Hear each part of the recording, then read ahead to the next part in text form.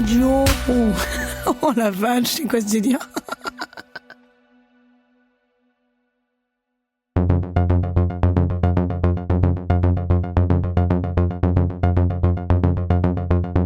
Le lendemain de cette nuit lamentable, je te le laisse. Le garçon au calbut oublié s'est enfin décidé à m'écrire.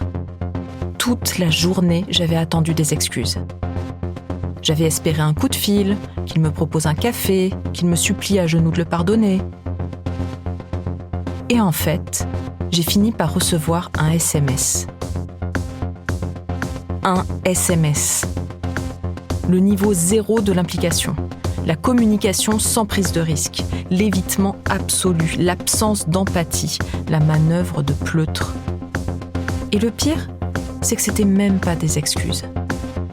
C'était le premier message du roi des ouin-ouin. J'ai passé une merveilleuse soirée et je suis désolé d'être parti comme ça. Mais je n'y arrive pas. C'est pas encore suffisamment clair dans ma tête. Tout est confus, mélangé. Et je crois bien que je suis pas encore prêt à lâcher prise. Tu n'y es pour rien au monde. C'est juste le gros bordel dans ma tête. Et j'espère que tu ne m'en voudras pas. T'es une femme fantastique. Et je préfère être franc et honnête avec toi. Je te serre dans mes bras. Si fort. Mais sérieusement, une journée entière pour écrire ça, corriger les fautes d'orthographe. C'est tout ce que je mérite. Un pauvre SMS, c'est merde décevant. Je crois que je vais vomir.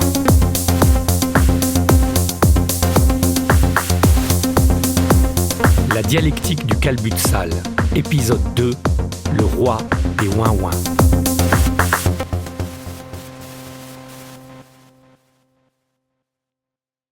Franchement, si c'était pour m'envoyer ça, j'aurais encore préféré qu'il se taise. Qu'il ne me recontacte plus jamais. Et à l'humiliation d'avoir été baisé et abandonné, s'est ajoutée cette autre humiliation. Je venais de me faire tège par texto.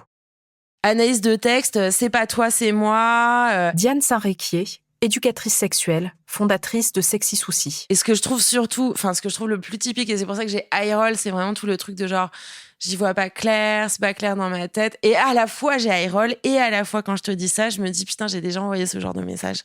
Mais en fait, c'est ça. En fait, c'est ça qui m'a terrifiée, c'est que quand j'étais très en colère quand j'ai reçu son message, parce que ce genre de message de merde, genre, je suis pas bien en ce moment, je l'ai déjà fait aussi. Et on l'a toutes fait, en fait. Et en plus, mais franchement, il y a des fois où c'était vraiment vrai quand même, hein, tu vois, genre où j'étais dans une situation fucked up et compliquée dans ma vie et pas disponible émotionnellement. Non, pas c'est moi. Juste que c'est. Moi, j'ai menti à chaque fois. Non, mais je veux dire, c'est une caricature. C'est juste aujourd'hui, que c'est un peu tard. C'est-à-dire qu'en gros, il s'en souvient que après avoir éjaculé, qu'il est pas sûr d'être dispo, quoi. C'est un peu tard pour se poser ces questions-là. Tu vois ce que je veux dire? C'est ça aussi, quoi. Enfin, je trouve qu'il est un peu malhonnête. Suite de l'analyse de texte, je ne suis pas prêt à lâcher prise. Tu n'y es pour rien. Non. Enfin, ça, c'est vraiment le. Tu es une femme fantastique. Et il préfère être honnête avec toi. C'est gentil. C'est charitable ouais. de sa part. Et franchement, je te serre dans mes bras si fort. Je trouve ça vraiment, vraiment mélodramatique et faux cul, quoi. Faux cul. Vraiment faux cul. Et pourquoi il parle pas de son caleçon?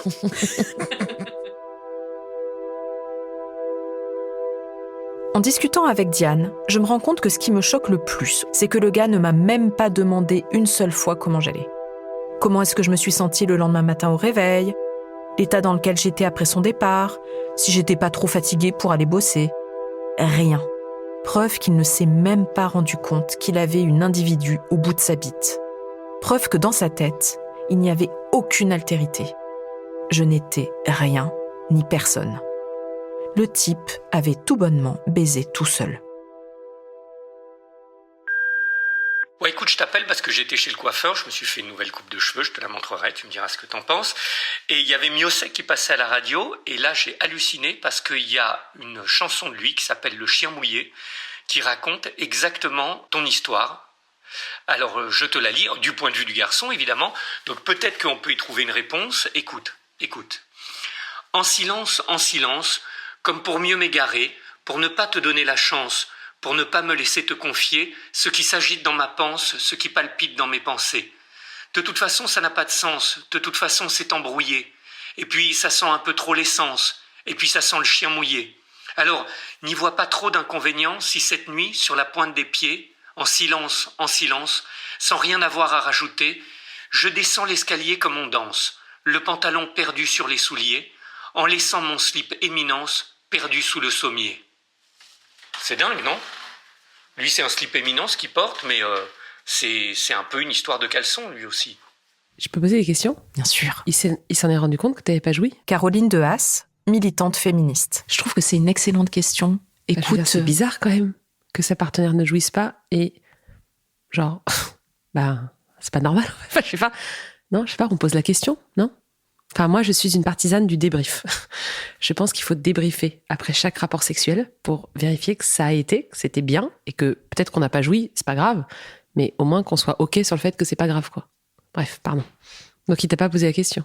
Il m'a pas posé la question. Je pense que c'était même pas dans sa sphère de pensée. Je pense qu'il s'est même pas posé la question de savoir si j'avais joui ou pas, en fait. Et donc, je me pose 1000 questions, tu vois. Je me dis pourquoi il a couché avec moi ce soir-là ? Est-ce que je suis un trophée ? Est-ce qu'il y a cette idée de se taper une féministe qui a une parole publique féministe, qui parle des sexualités, de déconstruction des sexualités ? Il n'a pas couché avec la personne la plus neutre quand même sur ces questions-là. Et alors, pourquoi, je vais peut-être poser une question trop intime, hein, mais pourquoi tu as besoin de répondre à toutes ces questions ? En fait, qu'est-ce que tu t'en fous de ces problèmes dans la tête ? Enfin, d'après ce que tu racontes, manifestement, c'est quelqu'un qui, comme je pense, beaucoup d'hommes de sa génération, et je pense malheureusement encore beaucoup d'hommes aujourd'hui, n'ont jamais été outillés à penser les émotions des autres, à exprimer leurs propres émotions et à échanger, en fait, sur les ressentis, les émotions. Et résultat, la conséquence de ça, c'est que cette personne a un comportement que tu décris très bien, complètement en manque d'empathie totale de l'autre. Mais en quoi c'est ton problème, entre guillemets, de savoir ce qu'il a dans la tête ? Tu vois ce que je veux dire ? C'est-à-dire que moi, j'ai un outil que j'utilise depuis plusieurs années, que j'adore, que je donne à tout le monde, c'est le paperboard. Et donc, tu prends une feuille de paperboard, d'accord, vierge, tu traces un trait au milieu, tu vois le trait là au milieu du paperboard ? À gauche, t'écris ce qui relève de ton pouvoir et de ta responsabilité. Et à droite, t'écris ce qui relève pas de ton pouvoir et pas de ta responsabilité.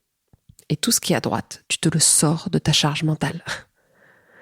Parce que, en fait, là, pour moi, ce qui relève de ton pouvoir et de ta responsabilité, c'est de prendre soin de toi. Tu vois ? C'est pas d'éduquer ce monsieur. Et donc, ma première réaction, c'est de me dire, mais pourquoi on se pose toutes ces putains de questions de merde ? Pourquoi on se pose ces questions à chaque fois ? À chaque fois qu'on est dans une relation intime avec un mec, on va prendre la charge mentale de ses émotions, de ses problèmes, de ce qu'il a pensé. Est-ce que tu as vraiment besoin d'avoir des réponses à ces questions ? Après, très sincèrement, qu'est-ce que ça a eu comme conséquence sur lui ? Comment il a pensé les trucs ? Encore une fois, c'est pas... en fait, ça ne m'intéresse pas. Moi, ce qui m'intéresse, c'est toi. Comment tu vas ? Comment tu gères ça ? Comment, tu vois, t'en fais un podcast ? Enfin, ça, je trouve ça trop intéressant. C'est quoi tes émotions ? Voilà, qu'est-ce que t'as fait de ce putain de caleçon ? Est-ce que tu l'as brûlé en dansant autour, nu, avec ton womanizer ? J'en sais rien. Tu vois, c'est ça qui m'intéresse. Mais lui, est-ce que vraiment ça nous intéresse ? Oui, un nouveau petit moment musical, parce que figure-toi qu'après Miosek, là c'est ma fille qui a mis Weshden. Et Weshden, écoute, elle parle aussi de caleçon, figure-toi. Alors là, c'est un autre contexte, mais enfin, là, elle lui dit de reprendre son caleçon, ce que tu aurais pu lui dire. Alors écoute, je te lis là aussi les paroles. C'est la chanson Anissa. Et elle dit « Alors comme ça, tu m'as trompé, t'as cru que j'allais pas capter. Et t'as changé de parfum de numéro, comme si par les keufs t'étais recherché. Apparemment, tu m'aimes pas, c'est une autre que t'aimes. Tu parles avec une Anissa, mais moi je m'appelle Weshden. Et là le refrain. Tu prends tes caleçons sales, es-tu hors de ma vue? Tu n'as pas de principe, je te jure sur ma vie. Me tromper avec ma cousine, mais t'as pas de valeur. J'ai appelé mon grand frère, et il vient tout à l'heure. Je suis un peu ton grand frère, quoi. Et donc je suis venu.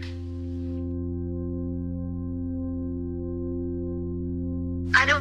Oui, est-ce que tu m'entends mieux là maintenant ? Ah oui, c'est beaucoup mieux. La question que tu vois que je me pose, c'est la question de se faire tège par texto.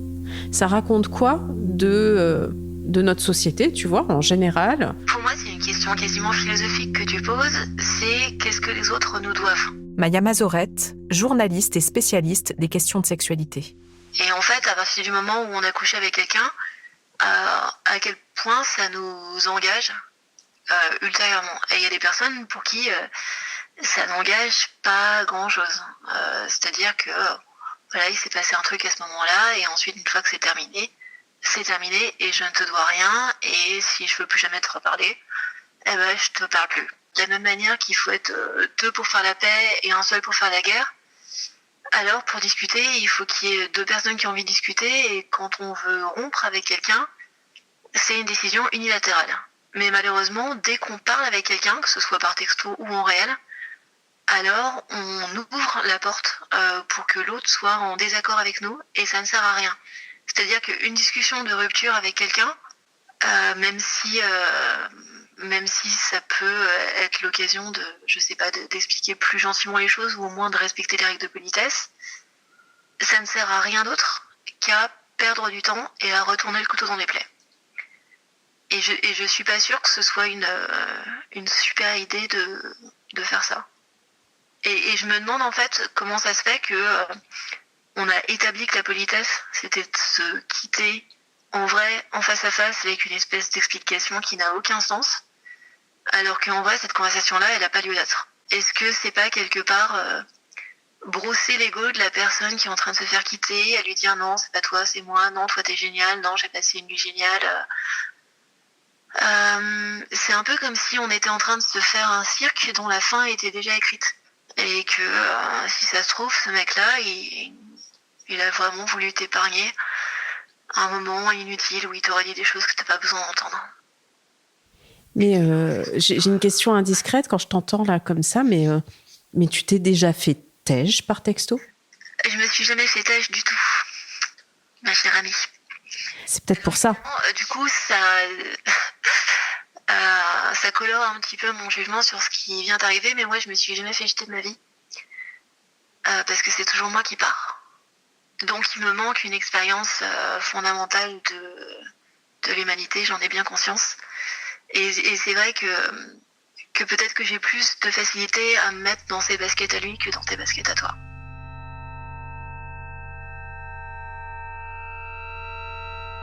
Est-ce que y a pas quand même quelque chose de, je sais pas, j'allais dire de civilisationnel, tu vois, il y a quand même un truc dans le fait aujourd'hui de que la rupture soit sans implication aucune, c'est-à-dire de rompre sans implication personnelle, même sans la voix. Et ça, tu vois, ça me questionne, cette absence totale d'implication dans la rupture et de presque d'absence d'altérité, tu vois, puisque t'envoies ça et t'oublies même qu'il y a quelqu'un qui va le lire, quoi. J'ai cette sensation-là. Je sais pas, t'en penses quoi ?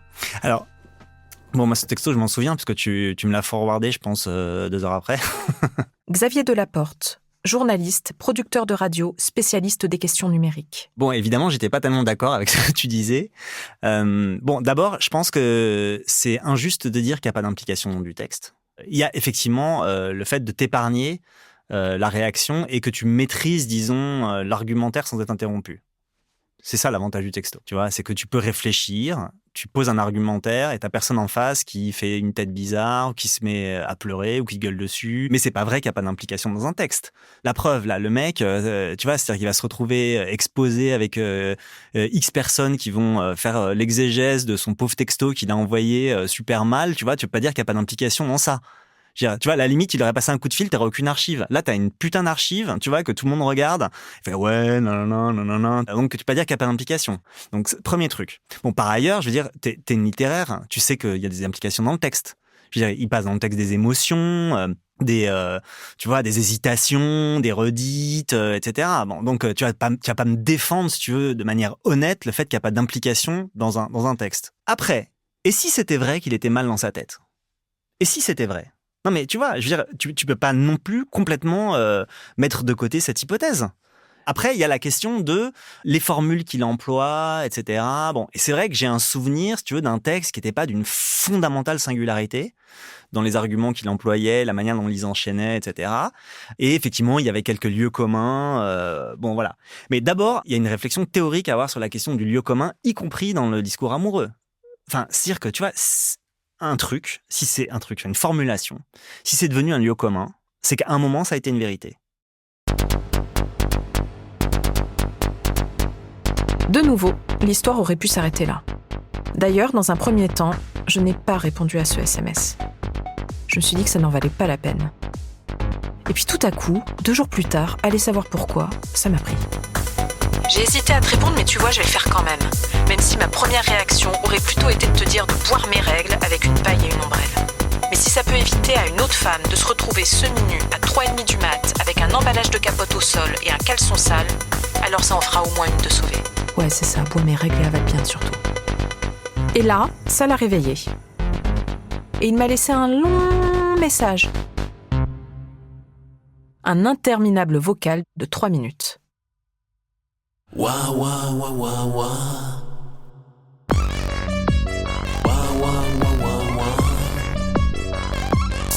Je suis désolé de t'appeler que maintenant. Et je me suis rendu compte à quel point j'avais été un connard en fait. Mais vraiment une sombre merde quoi. Effectivement que j'aille pas bien dans ma tête, ça excuse pas tout. J'ai eu peur. En fait c'est en découvrant ton message que je me suis rendu compte à quel point ça avait été douloureux pour toi. Et je le supporte assez mal. Parce que ça me ressemble pas. Et que j'ai pas l'impression d'être comme ça. J'ai pas l'impression d'être comme ça dans la vie quoi, d'habitude. J'ai jamais fait ça quoi. En fait je me sens sale de ce que j'ai fait moi quoi. D'ailleurs j'avais même pas l'intention de coucher avec toi le premier soir. C'est plutôt moi qui me sens super mal dans ce que j'ai fait moi. Il parle beaucoup de lui quand même. C'est ce que j'allais dire. Alors là on est vraiment sur le festival du jeu quand même. Combien de fois il dit jeu là dans le message là ? Il dit beaucoup de fois jeu. Alors je sais pas combien. 1, 2, 3... 4, 5, 6, 7, 8, 9, 10, 11, 12, 13, 14, 15, 16, 17, 18, 19, 22, 23, 24, 25, 26, 27, 28, 29, 30. Et encore, j'ai compté en speed là, mais à minima 30. C'est sans compter les mois, machin. Donc on a un long message sur sa crise d'angoisse / insomnie / j'avais pas du tout prévu de me casser mais je l'ai quand même fait. J'avais pas du tout prévu de coucher avec toi mais j'en avais envie donc je l'ai fait. Je sais pas, c'est incompréhensible. Moi ce que je comprends pas c'est pourquoi il s'est pas posé avec toi en fait, pourquoi il t'a pas parlé normal, pourquoi il s'est monté la tête tout seul, pourquoi cette fermeture de communication quoi. Il n'a jamais été question que je te traite mal, que je te blesse ou te fasse du mal, mais je l'ai fait. Chloé Delhomme, écrivaine. Et je me sens très très mal. Alors là, dans la série Un passif-agressif, on est quand même chez le tire-li-pimpon sur le chihuahua, faut bien le dire. Et l'autocentrage est incroyable, c'est-à-dire il s'observe et il se plaint, il geint. Enfin, on a affaire à un ouin-ouin de première classe, quoi. C'est assez stupéfiant là quand même. C'est ça, c'est-à-dire qu'il est victime, il reste victime, c'est la victime. Il t'a blessé, du coup il s'en veut et le pauvre souffre. C'est hallucinant, quoi. C'est hallucinant. Parce qu'il y a aussi ceux qui disent, bah oui, je suis un connard et j'avais prévenu parce que voilà, et en même temps ils souffrent d'être des connards parce que les pauvres c'est jamais clair dans leur tête. C'est quelqu'un qui est en incapacité de s'appliquer parce qu'il est trop autocentré et je pense que la teneur des blessures doit pas être très grave dans ce qu'il perturbe, à mon avis. Ça doit être un pauvre garçon qui est perturbé très très facilement. Et c'est assez incroyable, ouais. Cette incapacité à l'empathie, en fait, qui se remanifeste là encore. Ils ont pas envie de s'emmerder, en fait. Et l'envie de pas s'emmerder peut les faire paniquer à l'idée d'être englués dans des emmerdements. Et peut-être qu'il a pris conscience que c'était un début de quelque chose qui s'établissait. Et qu'il a fui ce début de quelque chose parce qu'il voulait pas assumer la relation, de vivre le truc, quoi. Parce que c'est des emmerdements, une relation avec une fille, quoi. Mais je voulais pas qu'il m'épouse, je voulais qu'il me fasse un café le lendemain matin. Oui, mais pour certains, le café équivaut à un engagement. Après, je me demande s'il n'y a pas aussi un durcissement de leur comportement en ce moment, enfin depuis quelques années, en réaction aussi au durcissement féministe qu'est en face. C'est-à-dire que t'es pas une petite poupoune, tu vois. Ce qui l'a fait paniquer, c'est peut-être la complexité de ce qui allait se passer, le rapport de force surtout, le rapport de force.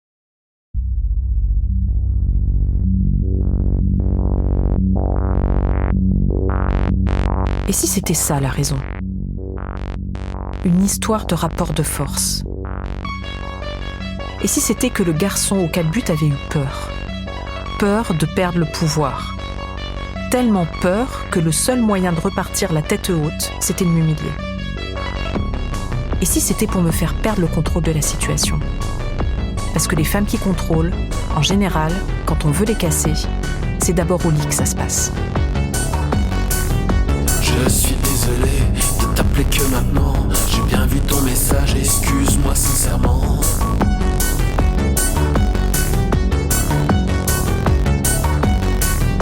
Je me suis rendu compte à quel point j'ai été. Voilà, je t'appelais pour vraiment m'excuser. C'est pas ma faute, c'est pas moi. Je suis vraiment désolé de t'avoir humilié. J'ai pas vraiment compris pourquoi ça s'est passé.